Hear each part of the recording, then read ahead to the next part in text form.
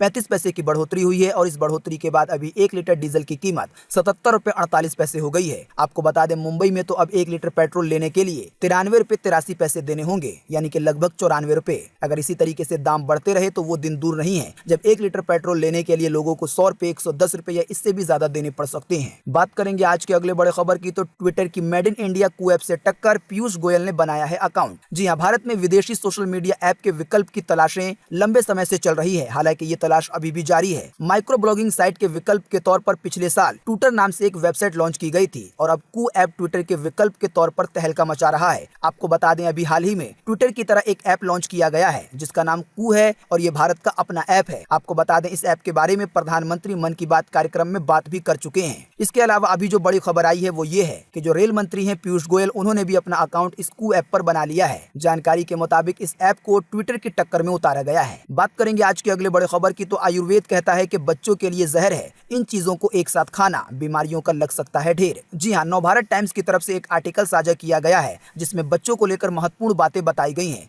आपको बता दें, बच्चों के खाने की या बड़ों के खाने की कुछ ऐसी चीजों के बारे में बताया गया है जो कि हम आमतौर पर खाते हैं, लेकिन वो चीजें अगर हम किसी दूसरी चीज के साथ मिलाकर खाएंगे तो वो खतरनाक हो सकती सकता है। ताज़ा जानकारी के मुताबिक आयुर्वेद के अनुसार दही के साथ फलों को नहीं खाना चाहिए, ये आपके पाचन अग्नि को खराब करता है। साथ ही में आपको बता दें कि इसका ज्यादा खराब असर बच्चों पर पड़ता है। दही और फल को एक साथ खाने से कई तरह की एलर्जी हो सकती है, उसके बाद जुकाम खांसी की शिकायत हो सकती है। इसके अलावा सफेद ब्रेड पर जैम लगाकर नहीं खाना चाहिए। आप सोच रहे होंगे कि ऐसा तो लगभग हर बच्चा करता है, लेकिन आपको जानकर हैरानी होगी कि ये कॉम्बिनेशन सेहत के लिए ठीक नहीं होता कि कोई सफेद ब्रेड पर जैम लगाकर खाए। इससे अचानक ब्लड शुगर लेवल बढ़ जाता है और ऐसे में बच्चों को थकान महसूस हो सकती है और नींद वगैरह भी ज्यादा आ सकती है। इसके अलावा भी और कई नुकसान हो सकते हैं। इसके अलावा मीट या स्टार्च वाली चीजों को एक साथ नहीं खाना चाहिए। मीट के साथ कभी भी स्टार्च युक्त चीजें जैसे कि आलू, पास्ता, ब्रेड आदि चीजें नहीं खानी चाहिए। इन दोनों चीजों को पचाने के लिए पेट की अलग अलग स्थिति की जरूरत होती है, जिसमें एसिडिटी का लेवल खास तौर पर शामिल है। अगर आप मीट के साथ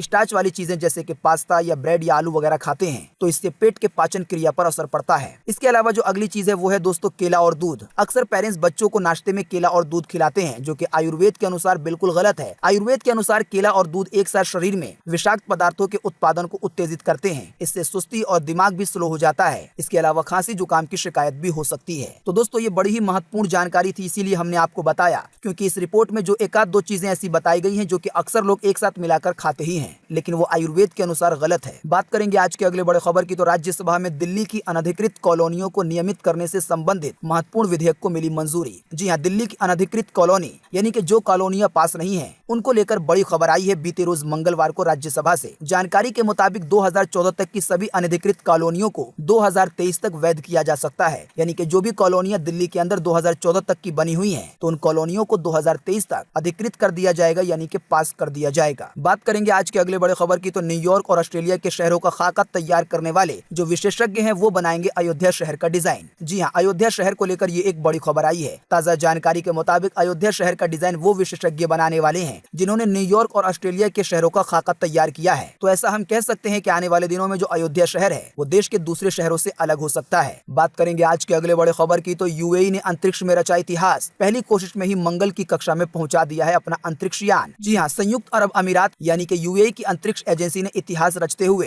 पहली कोशिश में ही अपने अंतरिक्ष यान को मंगल की कक्षा में सफलतापूर्वक पहुंचा दिया है। यूएई का होप यान करीब 1,20,000 किलोमीटर प्रति घंटे की रफ्तार से चक्कर लगा रहा है मंगल ग्रह के। इस यान के जरिए मंगल ग्रह की स्टडी की जाएगी और उसके बारे में और ज्यादा पता लगाया जाएगा। आपको बता दें भारत का भी एक यान है जो कि मंगल ग्रह की कक्षा में चक्कर काट रहा है। लेकिन आपको बता दें अभी तक अमेरिका ही एकमात्र ऐसा देश है जिसने मंगल ग्रह पर सफलतापूर्वक अपने अंतरिक्ष यान को उतार दिया है। अभी जो हमने आपको खबर बताई है कि यूएई ने जो अपना यान मंगल की कक्षा में पहुंचाया है, तो इसका मतलब ये है कि वो मंगल ग्रह के चक्कर ऊपर से ही काट रहा है उसकी ग्रेविटी में। लेकिन अमेरिका एक ऐसा देश है जिसने एक बार नहीं, दो बार नहीं, बल्कि पूरे 8 बार ये कमाल किया है और जो मंगल ग्रह की धरती है उस पर अपने यान को उतारा है। नासा के 2 लैंडर भी वहां पर संचालित हैं जो कि यहाँ से कंट्रोल किए जाते हैं और वो मंगल ग्रह की जमीन पर चलते हैं और वहाँ की फोटो वीडियोस भेजते हैं। एक रोवर का नाम है इनसाइट तो दूसरे का नाम है क्यूरियोसिटी। बात करेंगे आज के अगले बड़े खबर की, तो 15 फरवरी तक हर हाल में खरीद लें फास्टैग, फिर नहीं कर पाएंगे कैश पेमेंट। जी हाँ, केंद्र सरकार ने पूरे देश में अब फास्टैग जरूरी कर दिया है, यानी अब हाईवे पर टोल टैक्स देते समय इसी के जरिए पेमेंट करना होगा। अगर आपकी गाड़ी में फास्टैग का स्टिकर नहीं होगा तो आपको टोल टैक्स 2 गुना भी देना पड़ सकता है। आपको बता दें पहले ही कई बार फास्टैग को अनिवार्य करने की तारीख बढ़ चुकी है, लेकिन इस बार तारीख बढ़े इसकी बहुत ज्यादा कम उम्मीद है। 15 फरवरी तक गाड़ियों वालों के पास टाइम है कि वो लोग अपनी गाड़ियों में अगर फास्टैग का स्टिकर नहीं है तो वो इसे लगवा लें, क्योंकि फास्टैग के जरिए आपका टोल टैक्स ऑटोमेटिक आपके फास्टैग अकाउंट से कट जाता है। जो लोग फास्टैग के बारे में नहीं जानते हैं वो लोग अपने नजदीकी बैंक ब्रांच जाकर इसके बारे में अधिक जानकारी प्राप्त कर सकते हैं और फास्टैग अपनी गाड़ी में लगवा सकते हैं, या आप इसके लिए कार के शोरूम से भी संपर्क कर सकते हैं। बात करेंगे आज के अगले बड़े खबर की, तो सोने की कीमत में एक बार फिर आया उछाल। आइए बताएं सोने चांदी के ताजा भाव। जी हाँ, बीते रोज मंगलवार को एक बार फिर से सोने के दाम में 495 रुपए का उछाल देखा गया। इस महंगाई के बाद अभी 10 ग्राम सोने की कीमत 47,559 रुपए है। अगर बात की जाए चांदी की, तो चांदी के दामों में 99 रुपए की गिरावट देखी गई है। इस गिरावट के बाद अभी 1 किलो चांदी की कीमत राजधानी दिल्ली में 68,391 रुपए है। बात करेंगे आज के अगले बड़े खबर की, तो आज 10 फरवरी को ये रहेगा मौसम का हाल। मौसम विभाग ने जारी किया है मौसम का पूर्वानुमान। जी हाँ, मौसम विभाग के अनुसार अगले 24 घंटे के दौरान यानी कि आज जम्मू कश्मीर में, गिलगिट बल्टिस्तान में, मुजफ्फराबाद में, लद्दाख में हल्की बारिश होगी और बर्फबारी भी हो सकती है। इसके अलावा हिमाचल प्रदेश के भी ऊंचाई वाले इलाकों में कहीं कहीं पर हल्की बारिश के साथ बर्फबारी की संभावना है। इसके अलावा उत्तराखंड में भी आंशिक बादल छाने और गरज के साथ 1-2 स्थानों पर बौछारें यानी कि हल्की बारिश हो सकती है। इसके अलावा पंजाब, हरियाणा, दिल्ली, उत्तराखंड